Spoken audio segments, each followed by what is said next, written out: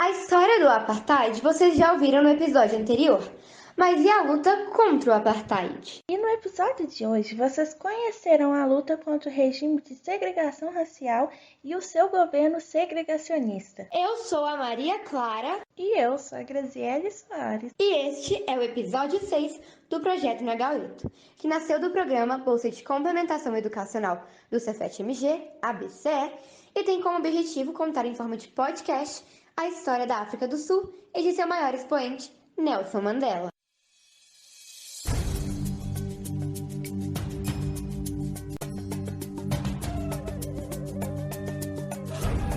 O apartheid só teve fins após muita luta da população negra.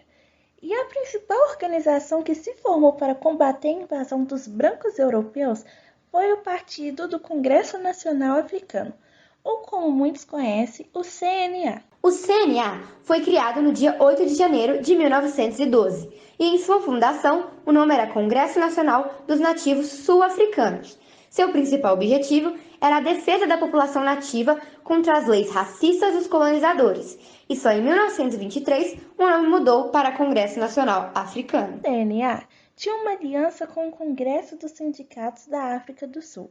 Essa coalizão recebia apoio dos processos revolucionários em curso em outros países, seja no Egito, na Líbia, na Argélia, na Tanzânia, entre outros. O CNA também enviava delegações aos países socialistas do leste europeu, à União das Repúblicas Socialistas Soviéticas, à China e aos encontros do Movimento dos Países Não Alinhados e da Organização da Unidade Africana.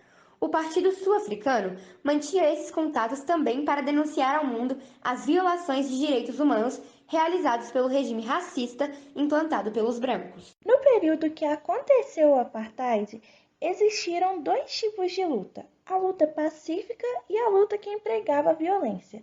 O CNA, desde o começo, defendeu a estratégia de resistência sem violência, apenas à base de diálogo e protestos. Em seu livro Longa Caminhada até a Liberdade, Mandela relata como aconteciam os enfrentamentos sem violência. Um em especial, ocorrido 26 de junho de 1950, teve tanto êxito que passou a ser conhecido como Dia da Liberdade. O Dia do Protesto foi a primeira tentativa do CNA de organizar uma greve política em escala nacional e foi um sucesso razoável. Nas cidades, a maioria dos trabalhadores ficou em casa e o comércio pertencente a negros não abriu as portas. É importante dizer que muitas vezes nos protestos, mesmo pacíficos, dezenas e centenas de negros eram presos, pois estavam desafiando as grotescas leis do apartheid. Em 1955, a organização publicou a Carta da Liberdade. O documento pediu o fim do regime racista e defendia a distribuição de riquezas no país. A luta sem violência continuava ocorrendo por meio de tentativas de diálogos e de manifestações. Porém, tudo mudou. Em 1960, acontecia um protesto pacífico contra a Lei de Passe, que obrigava todo cidadão negro a carregar consigo uma caderneta para que fosse anotada pela autoridade policial de onde vinha e para onde pretendia ir. Esse ato foi chamado pelo Partido Congresso Pan-Africanista e realizado em diversas localidades da África do Sul. Em Shaperville, um bairro da cidade de Joanesburgo, a polícia simplesmente decidiu abrir fogo contra os manifestantes, matando 69 pessoas, ferindo elas pelas costas, enquanto fugia, e deixando 186 feridos. E não por acaso, o dia 21 de março foi instituído pela Organização das Nações Unidas, a ONU, como o Dia Internacional pela Eliminação da Discriminação Racial. O massacre provocou protestos do mundo inteiro, inclusive do Departamento de Estado americano e da ONU. E após esse acontecimento, e com muita relutância de alguns membros do CNA, resolveram adotar a guerrilha como uma ferramenta de protesto, ou seja, aderir à luta armada. Mandela é um dos que sugere a luta com armas. Fui franco e aberto e expliquei por que acreditava que não tínhamos escolhas se não recorrermos à violência. E novamente, Mandela defende sua posição e fala o porquê de terem que alterar a estratégia. Na reunião, argumentei que o governo não havia nos dado nenhuma alternativa a não ser a violência. Uma decisão então é tomada pelo partido. o CNA continuou sendo contra a violência, porém Mandela foi autorizado a formar uma organização militar, obviamente separada do CNA. Mandela foi um dos criadores do Umkhonto we Sizwe, ou MK, que traduzido da língua Zulu significa a lança da nação. Na época em que criou o MK, ele saiu por diversos países africanos procurando apoio militar e financeiro, participando inclusive de treinamento de guerrilha. A luta armada foi colocada em prática primeiro com sabotagens e ataques a instalações industriais do governo, sem afetar de fato a sociedade. Foram cerca de 200 atos realizados entre 1961 e 1964. Mandela menciona sobre como o MK funcionaria nos primeiros momentos. Ao planejar a direção e o formato que o MK tomaria, levamos em conta 4 tipos de atividades violentas: sabotagem, guerra de guerrilhas, terrorismo e revolução declarada. Em sua autobiografia, Mandela relata as dificuldades dessas lutas armadas, pois ele nunca tinha lutado e não tinha uma base para criar um exército. Conseguir apoiadores em outros países também foi difícil, e no livro ele relata que no começo o governo sul-africano não levava o Umkhonto we Sizwe a sério. Contudo, mesmo depois da prisão de Mandela e outros líderes do CNA, a instituição paramilitar continuou atuando. Bem mais tarde, nos anos 1970, outro evento também foi peça determinante na luta contra o apartheid: o Levanta de Soweto, ato que tem como data simbólica o dia 16 de junho de 1976, mas ocorreu por diversos meses. O protesto ocorreu pois os jovens queriam melhores condições escolares e eram contra o ensino do Afrikaner como disciplina obrigatória, como havia imposto o governo. No dia 30 de abril de 1976, os estudantes da Orlando West Junior School, que ficava no bairro de Soweto, iniciaram uma greve.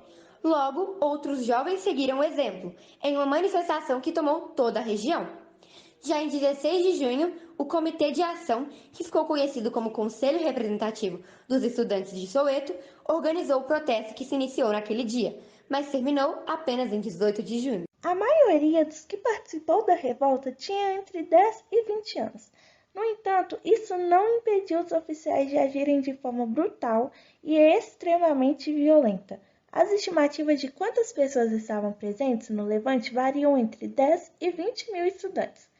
Em várias partes do país, por 3 dias, houve tumultos, incêndios e saques, provocando 100 mortos e mais de 1.000 feridos. A maior parte era de negros, que enfrentavam só com paus e pedras soldados em veículos blindados, com lança-bombas de gás, cães policiais e helicópteros. Reprimidas num primeiro momento, os protestos continuaram em seguida. No fim do ano foram cerca de 360 mortos e mais de 1.000 no final de 1977. Em homenagem aos estudantes que lutaram por um ensino melhor, o dia 16 de junho é agora um feriado na África do Sul chamado Dia da Juventude. Então esse quadro de articulação diplomática, mas sem resultados importantes, ele passa a ser alterado principalmente a partir das revoltas de Soweto em 1976. Foi esse um estopim que faz com que a sociedade civil sul-africana, os movimentos de resistência sul-africanos contra o apartheid passem a se revigorar mais uma vez. Estavam muito enfraquecidos desde da prisão dos seus principais líderes ali no início dos anos 60. Isso, inclusive, a importante mobilização dos estudantes, então as escolas sul-africanas resistindo à imposição do ensino do Afrikaans, a língua dos Boeres ou Afrikaners, a maior parte dos negros na África do Sul, como parte de uma imposição cultural, implantando aí um modelo de aniquilação identitária dos povos africanos por esse projeto apartheísta. Então, a resistência, as revoltas de Soweto, que levam inclusive ao noticiário internacional, a África do Sul, faz com que a exigência de uma resposta mais incisiva se transforme em uma e uma força diplomática muito mais impactante. Essa é a análise que o Pablo de Rezende Saturnino Braga, que é doutor em Ciências Políticas e professor de Relações Internacionais na Universidade do Estado do Rio de Janeiro e autor dos livros A Rede de Ativismo Transnacional contra o Apartheid na África do Sul e Democracia Política Externa e Direitos Humanos, um estudo comparativo de Brasil e África do Sul, concebe sobre os atos ocorridos em Soweto. No início dos anos 1980, o CNA estava trabalhando em 2 cursos de ação, militar e político. Nessa época, o partido estava experimentando um renascimento em popularidade. No dia 31 de janeiro de 1985, o presidente Peter William Botha ofereceu a Mandela a liberdade, dando a entender que ele precisaria parar com o CNA e suas lutas. Mandela respondeu através de uma carta que foi lida por sua filha para uma multidão. No texto, ele retrata que se importa com a sua liberdade, mas se importa mais ainda com a liberdade do povo. O líder sul-africano diz que continuará lutando pela liberdade do povo negro e que não aceitaria a proposta feita pelo presidente, pois todas as pessoas negras precisam e merecem a liberdade. Com a enorme pressão interna e externa pelo fim do apartheid, no início dos anos 1990, Mandela é libertado, mais precisamente no dia 11 de fevereiro de 1990, aos 71 anos. As negociações entre o CNA e o governo estavam a todo vapor, mas outro episódio envolvendo o massacre de pessoas pretas fez as conversas cessarem. Em 17 de junho de 1992, ocorreu o chamado Massacre de Boipatong. Um assentamento informal em Boipatong, nos arredores de Vereniging, foi atacado por um grupo de cerca de 300 homens armados do Kalmandala Hostel, conjunto imobiliário localizado no município vizinho de Sebokeng.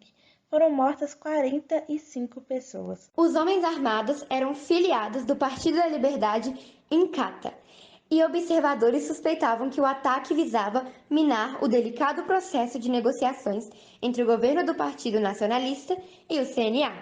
Em resposta ao massacre, o CNA retirou-se das negociações, culpando o governo pelo ataque. Continuando sua pressão, o CNA convocou para os dias 3 e 4 de agosto de 1992 uma paralisação de 48 horas e uma semana de ação em massa. O partido de Mandela e seus aliados levaram milhões de trabalhadores a uma greve geral nacional para exigir um governo interino multirracial até o final do ano e medidas efetivas para deter a violência. Foi a maior manifestação realizada na África do Sul. Nos dias, houve grande violência entre um partido e outro, gerando várias mortes. Foi nesse momento que Nelson resolveu voltar às negociações com o governo. Dessa vez, o governo concordou em ter uma Assembleia Constitucional eleita com duração de 5 anos. Após acertarem os últimos detalhes, o governo marcou a data das eleições para o final de 1993, mas elas vieram a ocorrer em 1994. A luta levou à eleição, que foi realizada de 26 a 29 de abril de 1994 na África do Sul, e no dia 10 de maio do mesmo ano, Nelson Mandela assumiu a presidência do país. Mas espere um pouco, não vá ainda, porque temos mais uns minutos para contar como foi a reação internacional à luta. Enquanto os povos originários da África do Sul lutavam por suas terras, seus direitos e liberdade, outros países e organismos internacionais pouco faziam para acabar com a opressão e a violência promovida pelo apartheid. Em 1946, a Índia, motivada pelo grande contingente de indianos que viviam na África do Sul, é a primeira nação a se manifestar contra o apartheid. O país introduz a primeira resolução na Assembleia Geral da ONU, condenando o regime. Desde então, as Nações Unidas aumentam o número de resoluções condenando a segregação, mas não tem efeito prático a curto ou a médio prazo. Então, a África do Sul usava da bandeira do anticomunismo durante a Guerra Fria, de que o regime era necessário para conter a ameaça comunista, como uma forma de respaldar suas ações e de garantir um apoio ocidental. Então, os países ocidentais, isoladamente, mesmo a própria ONU, tardaram muito a manifestar a condenação ao apartheid, a fazer sanções, a tomar atitudes efetivas para que a África do Sul abandonasse esse regime e iniciasse um processo de redemocratização, né? Então, teve sanções da ONU, teve sanções e manifestações dos países ocidentais, mas muito tardiamente. A gente vai começar a assistir alguma coisa realmente com peso, que realmente vai interferir no processo, no contexto interno da África do Sul, já nos anos 70, né? E o apartheid de 1948. Então, é a partir dos anos 70 que a comunidade internacional, os países ocidentais, vão passar a condenar com maior veemência, a aplicar sanções que vão comprometer a economia sul-africana, que também já vinha sofrendo baques em função dos preços do diamante que caíram, em função dos próprios gastos que ela tinha nas ações com os países vizinhos ali, para tentar desestabilizar regimes e governos que eram apoiadores do CNA.